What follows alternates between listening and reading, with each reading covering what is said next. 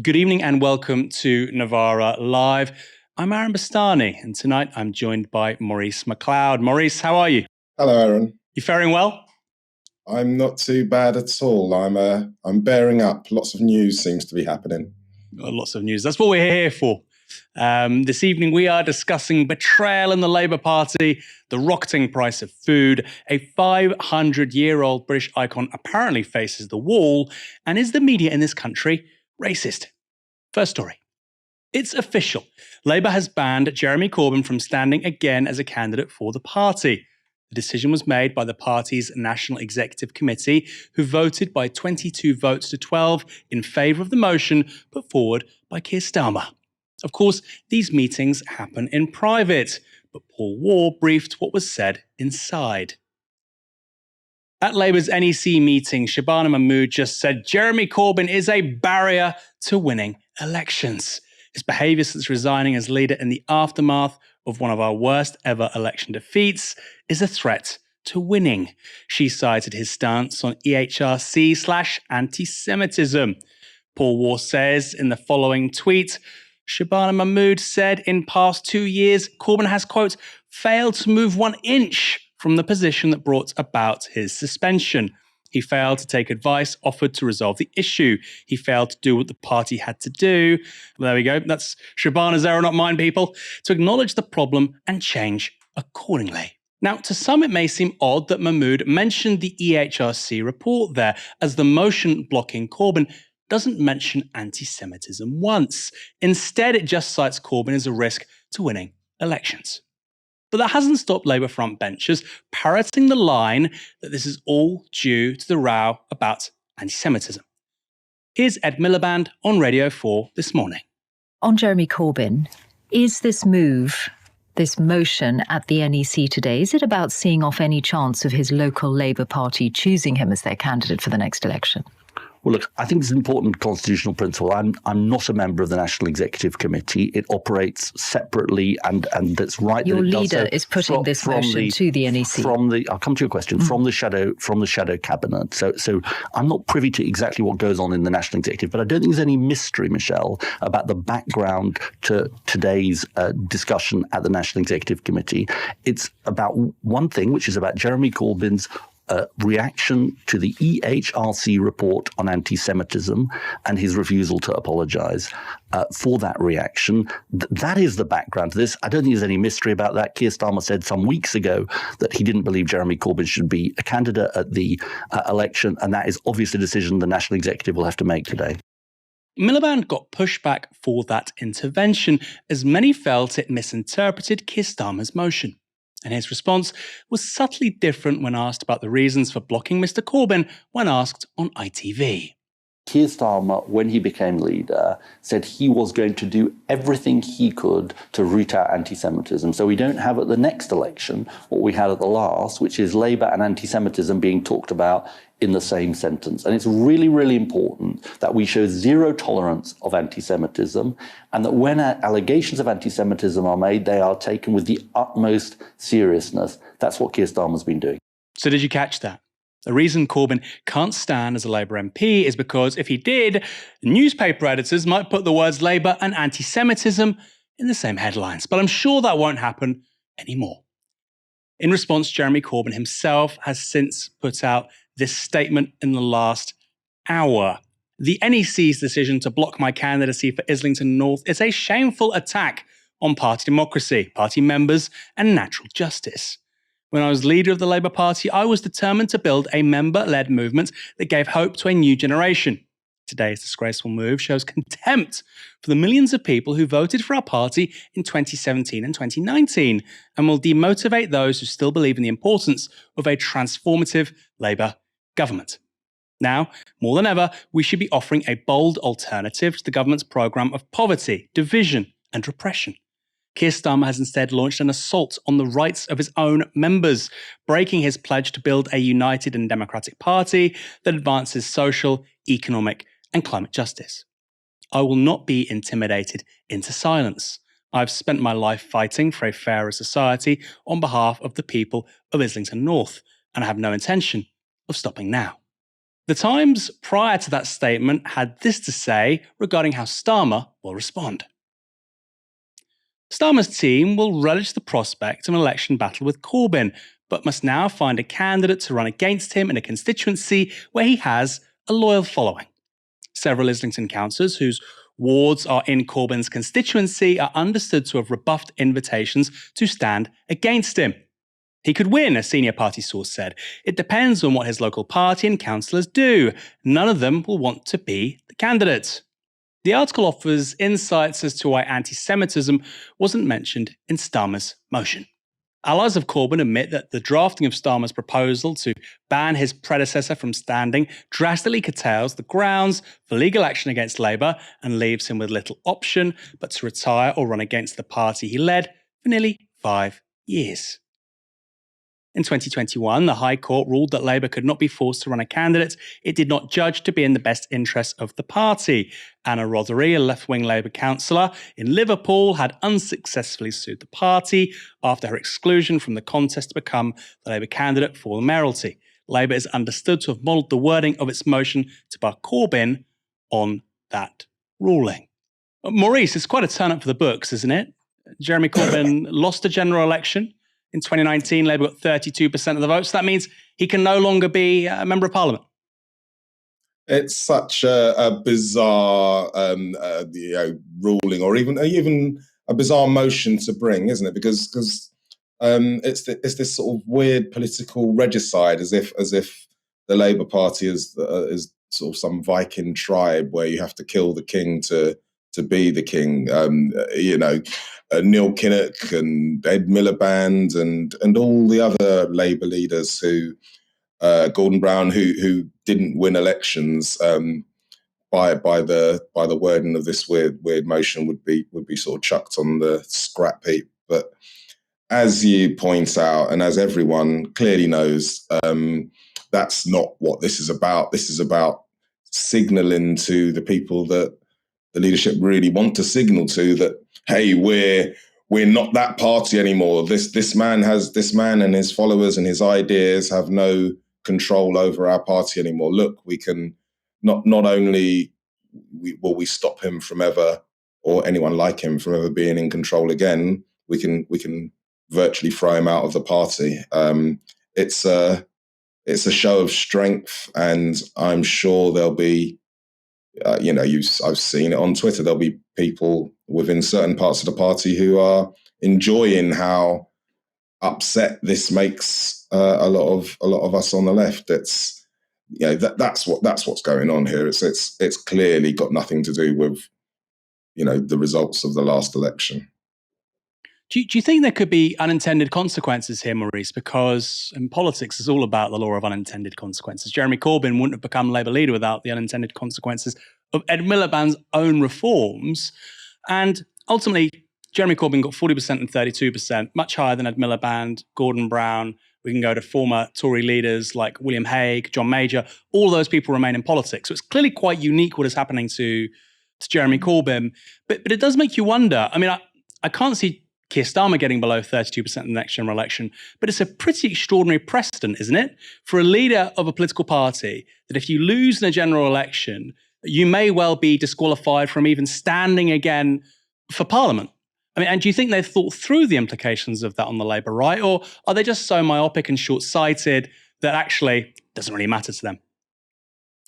I think you're being incredibly generous to the sort of strategic thinking that's going on at the top of Labour at the moment, Aaron. I don't think that they're thinking that through at all. I don't think they're worried about that. All that matters is what they can do now and how they can be seen now. I don't think they'd have any qualms about U-turning and acting completely differently in the future if it suited them. Why would we think that they'd be consistent on that, to be honest? So I don't think that they're worried about the implications. The implications are, though, in terms of how the party is perceived in the public. I think if you're a member of the public watching this, whether you liked Jeremy Corbyn or not, you must be bemused and thinking, what on earth is going on? How okay, so I didn't like his idea on that, or we disagreed with him on that, but he's actually booted out of the party. It makes us look, and when I say us, I mean Labour. I'm a Labour Party member and a Labour councillor, but it makes us look petty and sort of weird and a bit bitter. So I think and for the sort of 10 or 13 million people who voted for those ideas, what's it saying to them? So I don't think it will have any sort of impact on. I don't think that the leadership will be particularly upset by anything that happens, but I think that long-term impact will be how we as a party are perceived, and how we function. How, if we have so little regard for our own democracy, how do we hope to engage members and engage activists when it comes to, knocking on doors and being involved in the party? Those sorts of implications I don't think they've thought about. Quickly, it's not often I ask 3 questions on the first story, or the first part of the first story, but you are a councillor, you're active in London. Important to say it's not North London, it's South London, but you're familiar with, bedrock Labour voters and an inner London constituency. You're familiar with what members say and think. That statement we just read from Jeremy Corbyn about how members, Labour voters, I'm thinking particularly in London here, will feel rejected, disenchanted because of this motion which has been passed by Labour's NEC. Do you think there's something to that? Because, of course, lots of the big house London pundits, as I like to call them, the people in TV studios, the opinion makers, and also it's important to say, I think people outside London don't realise and don't recognise how widely liked Jeremy Corbyn is as a constituency MP. And I think that's not lost on actually a lot of London MPs, mostly Labour, of course, but not all on the Labour left. But I think most of them agree with the principle that locals should determine their candidates. Do you think this could sort of stir something more widely in London Labour circles? It could do. I feel like there's already quite a lot of nervousness, and I don't even just mean on the left, to be honest. I feel like there's a real sense that control is completely happening from the centre, and all ideas of local parties having a say in who their candidates are, or what their policies are, or how they operate are being taken away. That's a problem. The idea that Corbyn was incredibly unpopular. I don't know if that's true anywhere, but it's certainly not true in London. When Jeremy was not a negative on the doorsteps when we were knocking on them. So this treatment of him won't win any favours anywhere sort of within inner London, I wouldn't have said. We have some more details of what happened in that NEC meeting. This is according to former Corbyn advisor Andrew Fisher on Twitter. I'm told Deputy Leader Angela Rayner absent for today's NEC vote. Her union and Jeremy's unison also abstained. Delegates from Unite CWU, that's the Postal Workers Union, and others, of course, FBU, ASLEF, TSSA, the last two are in regards to the transport industry, voted against. GMB, USDOR, and the Musicians Union voted for Starmer's motion. We also have a comment here from Islington North Labour Party. Local party members should select their candidates for every election, which, by the way, that's something Keir Starmer apparently agreed with 3 years ago. The officers of Islington North CLP strongly support this statement from Keir Starmer in February 2020. We believe in the democratic right of all constituency parties to choose their prospective parliamentary candidate. I mean, we really thought these days were over, didn't we, of parachuting in candidates? Therefore, we reject the NEC's undue interference in Islington North, which undermines our goal of defeating the Conservatives and working with our communities for social justice. Let's go back to Ed Miliband this morning as he defended the suspension of Corbyn, saying it was necessary to avoid bad headlines for Labour because it's very different to how Corbyn responded when Ed Miliband was himself being attacked by the press. Do you remember this smear on Ed from 2013 in the Daily Mail? The man who hated Britain read Ed's pledge to bring back socialism is a homage to his Marxist father. So what did Miliband Sr. really believe in? The answer should disturb everyone who loves this country. It was a grotesque story at the time, and this is how Jeremy Corbyn responded. Were you surprised by this Daily Mail article, and what do you make of the timing of it? Astonished. I mean, the idea that you could attack somebody because of their father's views, who is already dead, and then use such ludicrous language such as he hated Britain, was an enemy of Britain and all this stuff. I mean, come on. Ralph Miliband was a refugee, came to Britain, made it his home, studied at Acton Technical College, went to university and achieved an incredible academic career, and went in the Royal Navy, risked his life, survived happily, and then to be denounced in these lurid terms is appalling, but also the timing is interesting, and I think it's backfired badly on the Daily Mail and the writer, because people will see through this very, very quickly for what it is, a cheap attack on somebody's father. And now, I am a great admirer of Ralph Miliband, and I think his views were brilliant, and I think he's somebody that should be listened to very carefully. It's also important to say that if Corbyn has to step down as an MP after losing a general election, then why doesn't that apply to Miliband? As I've said already, he got a lower percentage than Corbyn after all. Maurice, we talked about this quickly a moment earlier, but I'm really interested in here about the idea of precedence, because, Jeremy Corbyn is not going to be the last politician whose career ends in failure. There's that great quote, all political careers end in failure. Look at Margaret Thatcher, for instance, although she was booted out as well, rather ignominiously.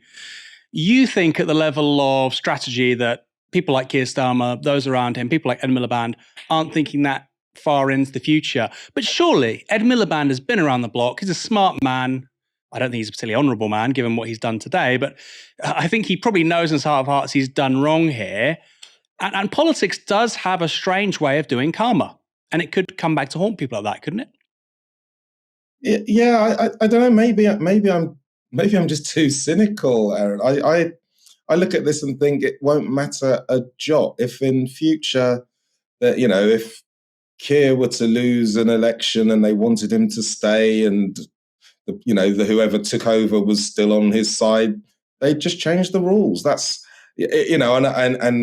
and we'd moan and go, oh, that's not fair. Look what you did to Jeremy. And they'd laugh and go, good. I know that sounds really, that's a really low level way of looking at it. I just don't have any faith. We're playing by different rules. It's like, oh, but they've done this, so therefore you'll do that in future. They're just going, yeah, whatever. I just don't believe it. Speaking of hypocrisy, let's just remind ourselves of Keir Starmer's own duplicity. This is a montage put together by friend of the show, Saul Staniforth. I want to pay tribute to Jeremy Corbyn, who led our party through some really difficult times, who energised our movement. He's a colleague, he's a friend, and he's led us through some really difficult times in the Labour Party. Jeremy Corbyn made our party the party of anti-austerity, and he was right to do so, and who's a friend as well as a colleague. I respect him and thank him for what he's done.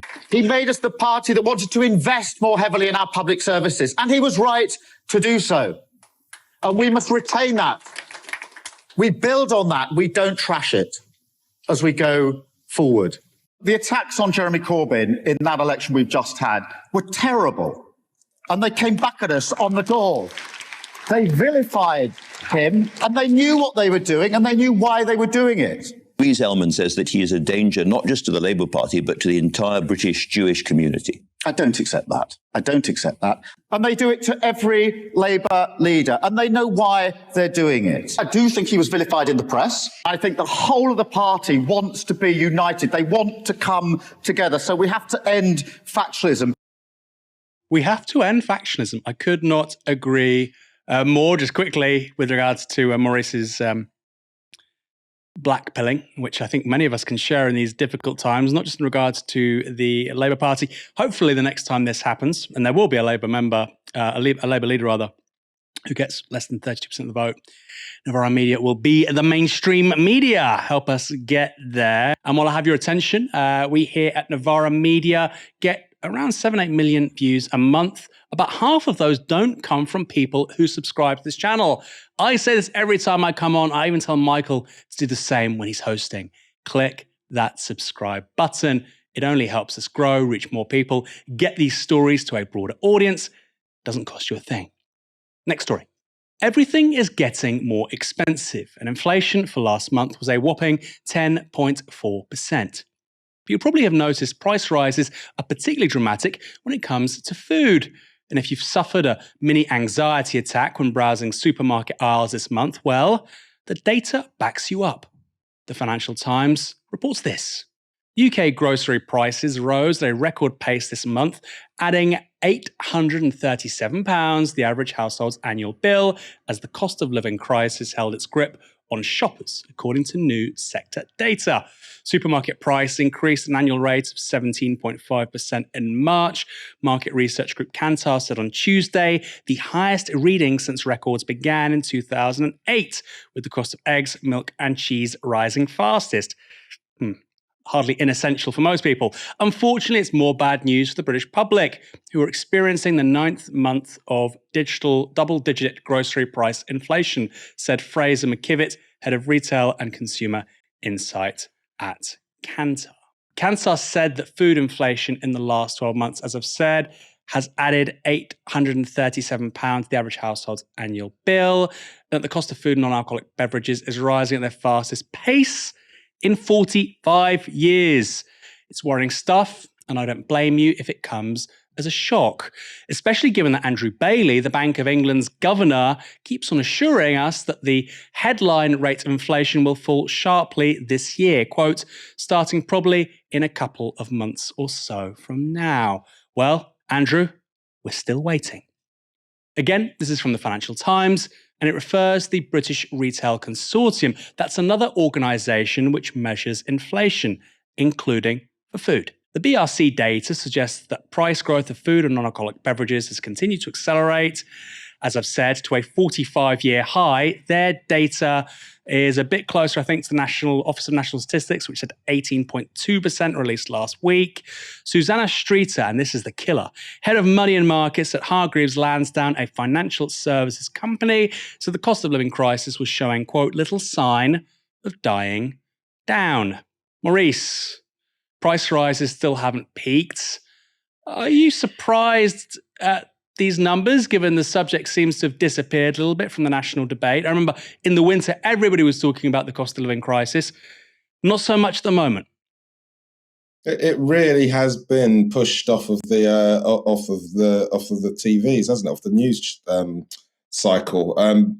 We are, but that's not an accident. You know, it's not an accident that you know we're talking about small boats and we're talking about kids with nitrous oxide canisters in parks and you know nuisance beggars and all sorts of other things are being drummed up. All the while, people are really struggling. The British Dietary Association said that 3 million people are either malnourished or at severe risk of malnutrition in Britain right now. That should be the lead story on every news, on every news channel ever. But it isn't, because we've done that, and winter's over, so it's not quite as cold as it was, and all this sort of thing.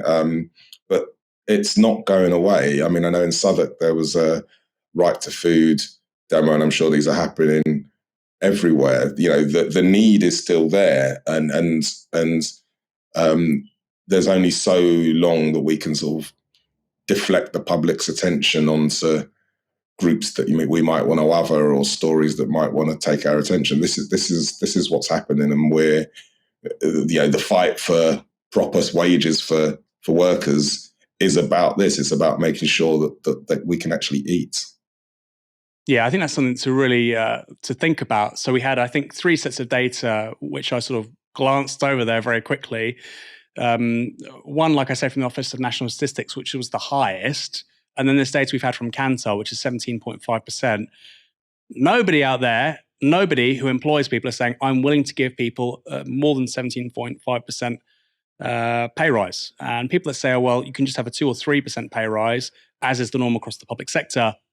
Look at what's going on with food. Maurice, have you changed your shopping habits in the last 6 to 12 months? I mean, that's something which is talked about quite a lot in this Kantar report. I think about 25% of the public now shops at either Lidl or Aldi.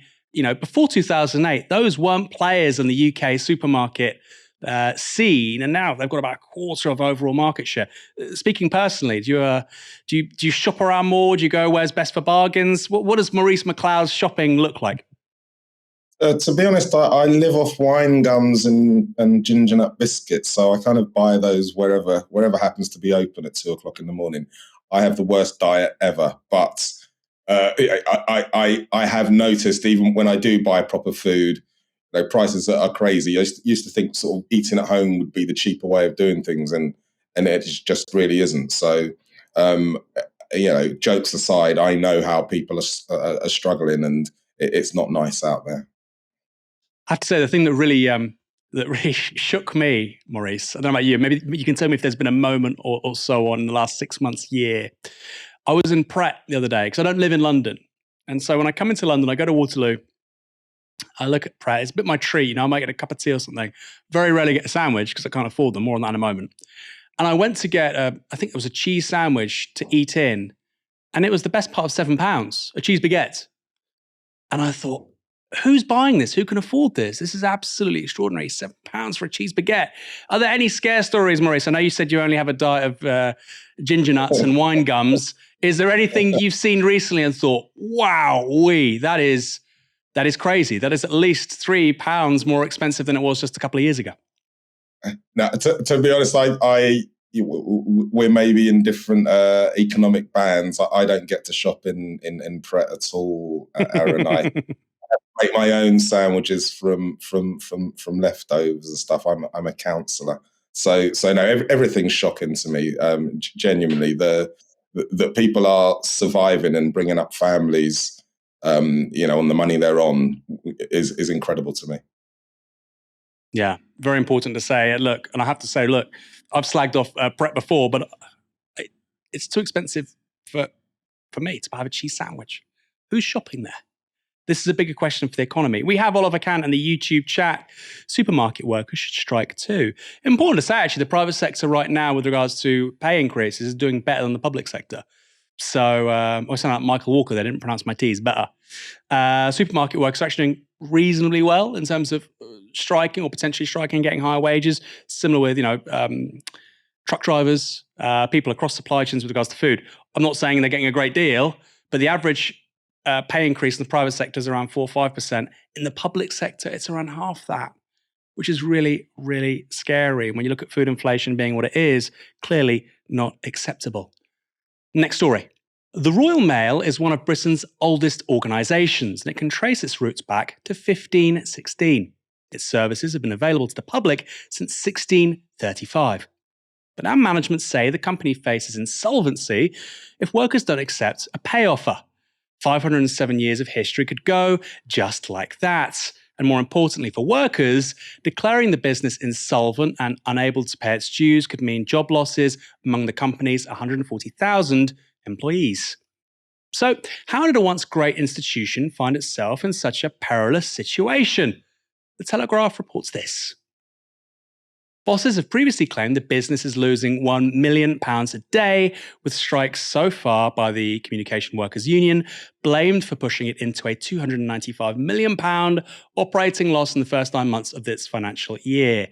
The threat to put the Postal Service into administration is understood to have come as the CWU is poised to announce further industrial action. So, according to Royal Mail management, it is strike action which is driving the company into the ground, and they say compromise with the unions is simply not an option. This, again, is from The Telegraph. Royal Mail bosses, led by Chief Executive Simon Thompson, say they cannot afford a bigger pay increase than what has been offered, and that the business has no future without an overhaul focusing on the growing parcels market. Now, of course, the phrase pay increase here is an anachronism. Workers are simply trying to avoid a real terms pay cut. They're trying to not get poorer, and workers are understandably concerned that the focus on parcels could be code for making Royal Mail just another Amazon, only with an older logo. But are Royal Mail right? Do tough times and tough competition mean difficult decisions are inevitable? Well, if we go back to before this year, that's not what their accounts suggest. Indeed, in the 3 years before the strike wave, the Royal Mail recorded £1.7 billion in profit. In 2021, it saw £750 million of profit. In 2020, £700 million. And in 2021, the group even found £200 million to expand into Canada. And yet now the Royal Mail is insolvent. How? Maybe I need an MBA to be smart enough to understand something so complicated. Presumably, you do too. Don't get worried about it. You need to go to business school to really get such complexity. But it gets worse. Because besides company mismanagement potentially sinking a 500-year-old national icon, bosses have been feeding at the trough. Say hello to Rico Back. He was appointed CEO in 2018 before leaving 2 years later. On taking the role, Back was awarded a £5.8 million golden handshake before proceeding to work from his home overlooking Lake Geneva for the next 2 years. Back had replaced Moya Green, whose total compensation for 2012-2013 was £3.7 million, and whose departing package was £2.6 million. And now Royal Mail has not one, but two CEOs. Simon Thompson, Group CEO, earned £753,000 last year, as well as £140,000 in bonuses, despite the company facing an investigation by Ofcom after failing to meet delivery targets. You failed an investigation? Here, have a bonus. Well done, you. And meanwhile, Martin Seidenberg, CEO of GLS, a subsidiary of the group, earned £1.6 million. And this is all while workers are expected to accept below inflation pay rises, and if they don't, well, the Royal Mail is toast. And in case you think CEO Simon Thompson is worth the cash, watch how he crumbled in a select committee just last month. Here he was being grilled by Labour's Darren Jones. There is clear evidence today, I think you've admitted it, that you've not been able to deliver the 6 days per week letter delivery obligation. You've blamed the industrial action for that, and previously you blamed the pandemic for it. Ofcom have said that if there's evidence of a systemic failure to seek to offer 6 days per week letter delivery service, that is a breach that requires investigation and potential enforcement. I'm putting it to you today, Mr. Thompson, that there is a systemic failure because you have verbal briefings going through your managers to your postal workers repeatedly over many, many months across the whole country that says, do not worry about delivering your letters for 6 days a week. Do you recognise that, yes or no? As I wrote in my letter, Chair, it was very, very clear as I wrote in my letter, and I gave evidence, including communications from myself. On March 2022, I wrote a column in the Courier magazine that was sent to every employee's home that made it very, Mr. Thompson, clear. I'm not asking you about a column that you wrote in a magazine. I'm asking you whether you recognise that the fact that managers through your business are verbally cascading briefings to postal workers to not worry about letters being delivered every single day for 6 days of the week, that by its very nature is a systemic failure because it is a system-wide failure. I'm asking you whether you agree with that, yes or no. We do everything that we can to make sure. Do you sure. agree with what I just said, yes or no? Can I, just for clarity again, Chair, just so that I'm clear on the question so I can answer it clearly, please? Is there a systemic failure, a system-wide failure at Royal Mail to deliver letters every day for 6 days each week because there are verbal briefings cascaded through the business that tell postal workers not to worry about delivering letters every day for 6 days a week? That is a system-wide failure. It is a systemic failure. It is therefore a breach of your universal service obligation. Do you recognise the system-wide failure that is currently taking place at Royal Mail? I totally understand based on the Not understand. Do you agree with me, yes or no? Our USO performance has definitely not been good enough. Do you agree? You heard at the start of that clip Darren Jones say the Royal Mail boss had blamed the pandemic and then the strike for poor service.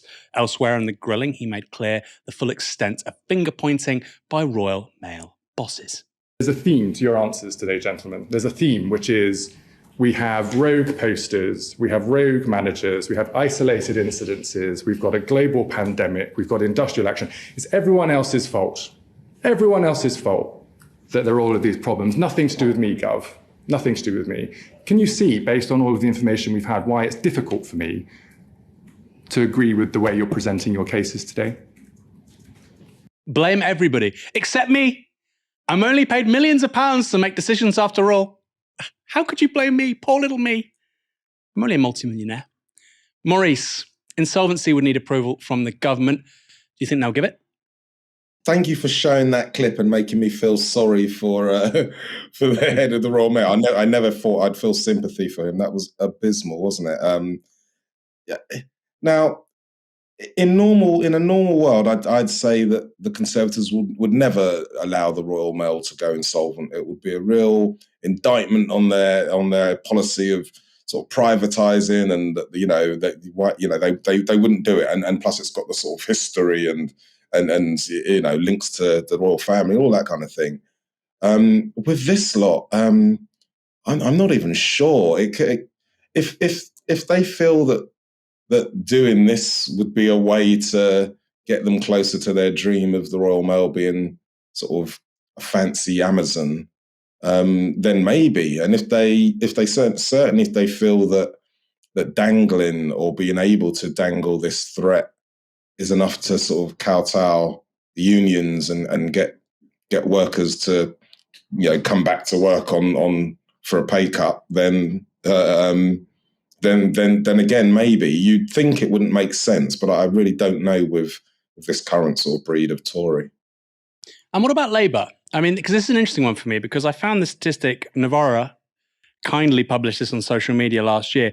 63% of Tory voters support public ownership of the 63% of Tory voters support public ownership of the Royal Mail. That's Tory voters. And yet there isn't a major mainstream party backing public ownership of the Royal Mail.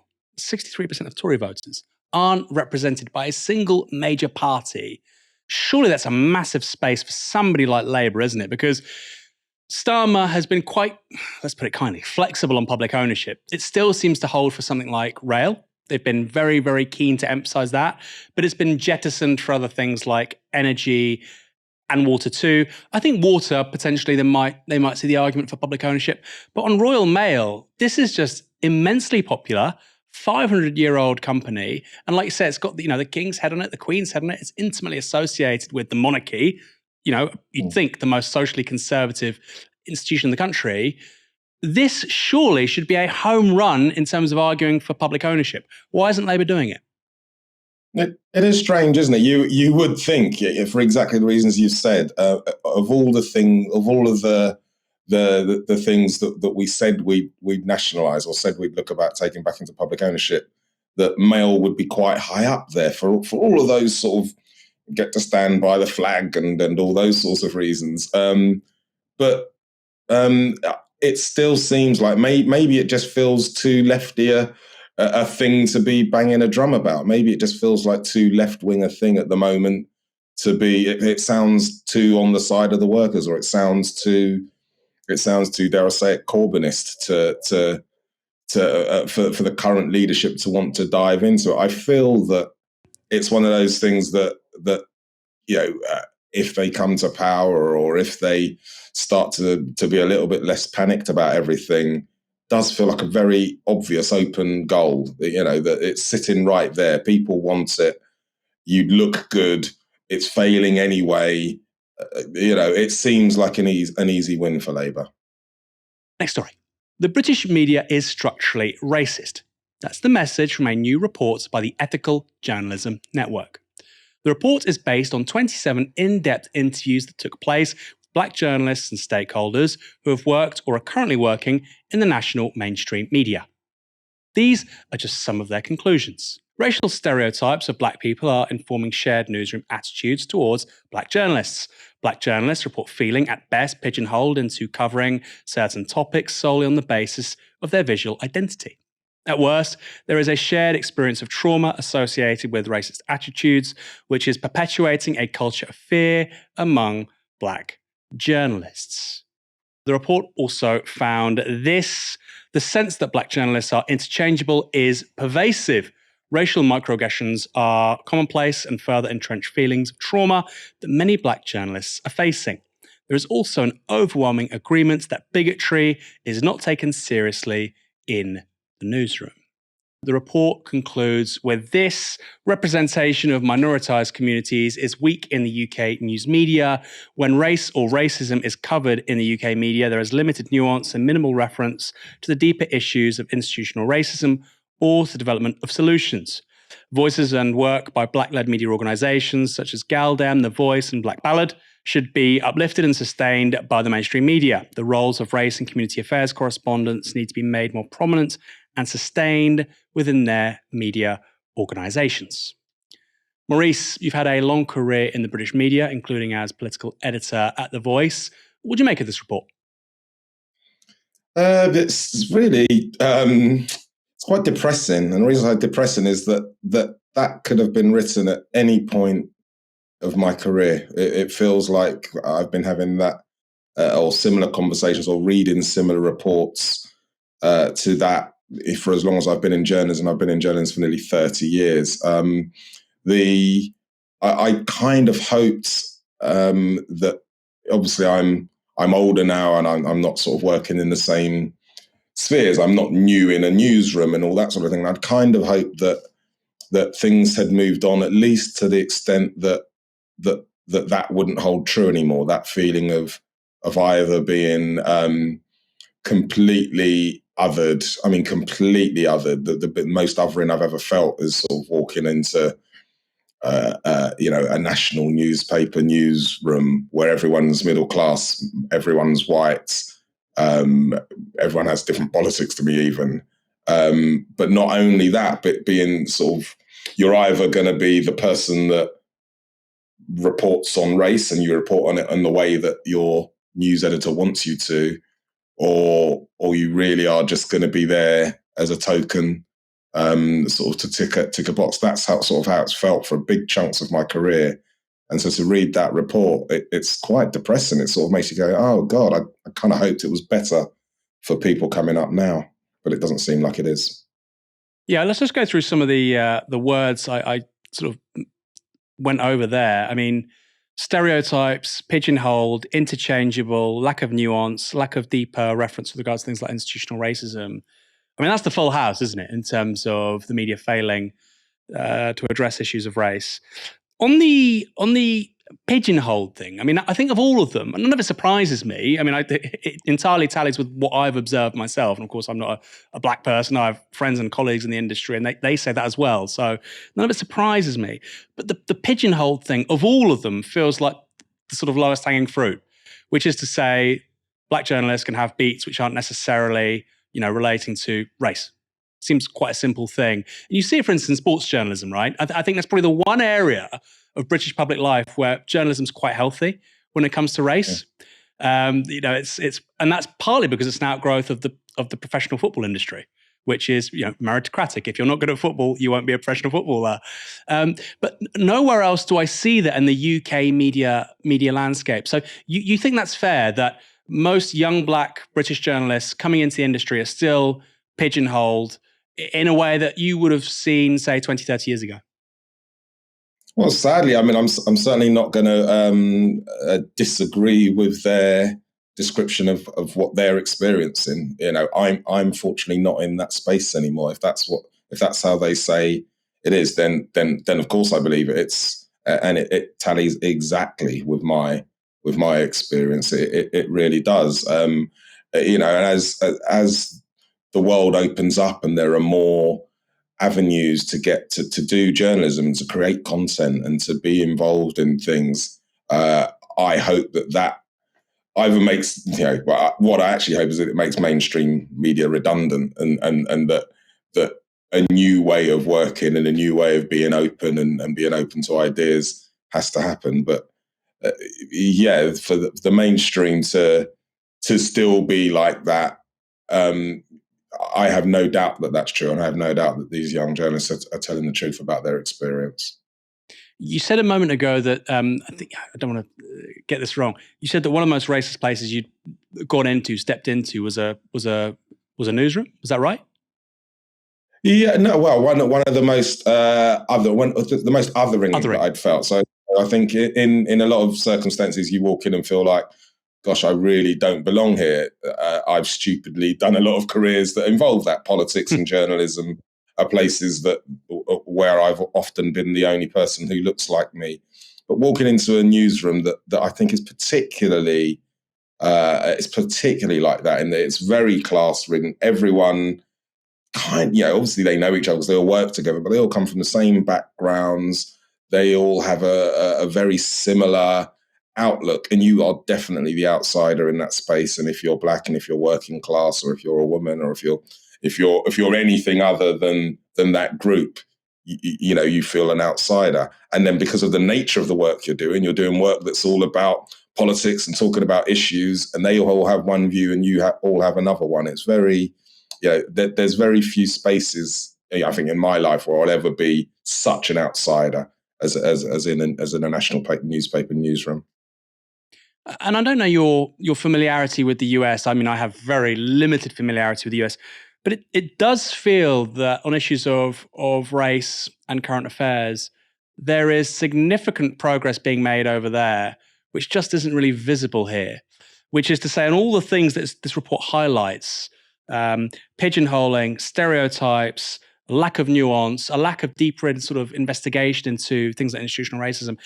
Clearly, it's far from perfect, but the mainstream conversation about all of those things in the US within legacy media, I'm not talking about Fox News, but I'm talking about, in the New York Times and the Washington Post or MSNBC, the big legacy outlets, it seems to have changed in recent years. Do you think we're falling further behind progress in the US on this? The US is interesting, isn't it? Because it has worse problems, but the history is different. The US's problems are all internal, not all. A lot of the US's problems are internal, whereas because Britain exported its racism and colonialism for so long, we have a different recent history and a different demographic over here. So as much as the problems are huge over there, there's also a bigger demographic. There's a bigger push. There's been a bigger push for more of those voices to break through. It does feel like there's more of a vibrant media out there, but that's why people need to jump on and support Novara and platforms like that over here. That's very kind to say. I have one more question for you, Maurice. What is structural racism, and how should our audience understand it? Oh gosh, okay. So finishing on a simple one. So structural racism, a very simple way of looking at it is that people understand individual racism. You understand if you walk in somewhere and someone's nasty to you. If I turn up at a newsroom and the news editor calls me a name or says, "You black boy, go and sit over there. We don't like you. You're not going to get much work." People can kind of understand what that is. That's personal racism. If the nature is, we're welcome to anyone, and I'm not racist, but we only let people on the news desk who went to these schools or who are familiar with this landed gentry or speak these 4 languages because that's what's needed. That's what we've decided is needed on the news desk. It's nothing to do with race. Now, what that does is means that people, black people, by default end up not being in those spaces. So nothing deliberate's happened, or it doesn't seem as if anything deliberate's happened. But the structures of that organization exclude people of color. So it's the way of having racist institutions without having any racists, because everyone's nice and they don't, no one meant it deliberately. That's a great explanation and a great place to finish on. Thanks, Maurice, for joining me tonight. I hope we cheered you up just a little bit, at least watching Darren Jones. Indeed, that was fun. Thank you. And thanks, everyone, for watching this evening. Come back tomorrow night for another live stream from 6 p.m. For now, you've been watching Novara Media. I'm Bastani. Good night.